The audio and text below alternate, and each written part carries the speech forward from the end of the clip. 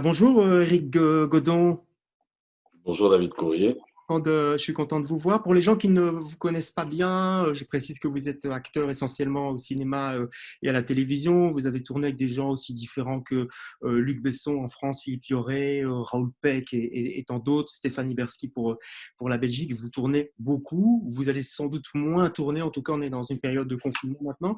Et on ne parle pas tellement effectivement de l'impact de ce confinement sur le milieu du cinéma et sur toutes les professions d'ailleurs qui entourent ce milieu. Ça rigole pas en ce moment, j'imagine. Effectivement, récemment, on a commencé à parler de la problématique propre au théâtre, aux arts de la scène, à tout ce qui est représentation, mais on n'a pas encore évoqué la problématique spécifique du cinéma. Alors, globalement, on est dans le même type de difficultés, sauf qu'il y a il y a des aspects spécifiques au cinéma. Par exemple, lorsque le confinement sera terminé, il y aura un déconfinement, mais ce déconfinement va imposer probablement le masque, une distanciation sociale, etc., etc. C'est pas possible de tourner un film dans ces conditions-là. Deuxièmement, pour tourner un film, il y a énormément de choses à prévoir et à mettre en place longtemps à l'avance. Il y a tellement d'intervenants, il y a tellement de choses à gérer, c'est vraiment un casse-tête chinois que reporter un film de 3 mois, dire bon, on va le faire en septembre au lieu de le faire au mois d'avril, ce ne sera pas toujours possible. Ce ne sera pas toujours possible parce qu'il faut que tout le monde soit disponible et il faut que tout soit mis en place pour. Et il faut surtout qu'on soit rassuré. On ne peut pas prévoir de tourner un film en septembre si on nous dit au mois d'août, OK, vous pouvez y aller, vous êtes le feu vert. Il faudrait qu'on sache ça pratiquement, que les producteurs, etc., les différents intervenants sachent ça maintenant.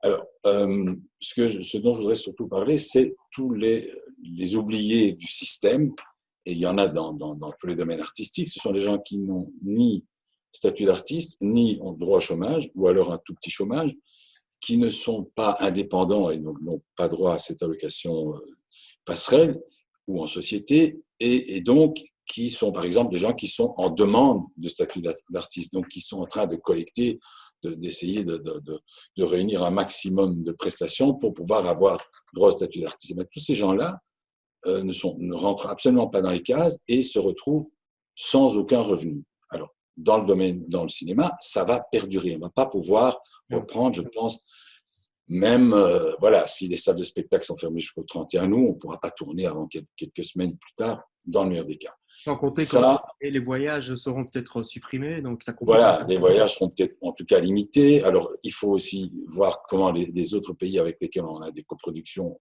vont déconfiner. Et ce sera peut-être que les acteurs de plus de 60 ans ou 70 ans, voilà, parce que je pense à la France, pourront pas tourner. Donc, il va y avoir plein de choses qui font qu'il y aura toute une série de choses qui ne pourront pas se faire.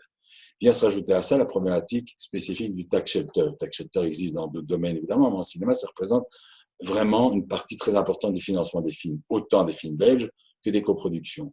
Alors, pour avoir ce financement, ce tax shelter, il faut que des sociétés investissent dans le cinéma au travers du système de tax shelter fédéral. Là, ça risque de poser problème, évidemment. Voilà, parce que s'il n'y a pas eu de bénéfices en 2020 à cause du confinement, eh bien, il y aura pas les gens ne vont pas investir dans le tax shelter puisqu'ils n'auront pas de bénéfices et donc le tax shelter ne sera d'aucune utilité. Et ça risque de perdurer plus que jusqu'en 2021, peut-être en 2022. Ça, on ne le sait pas encore.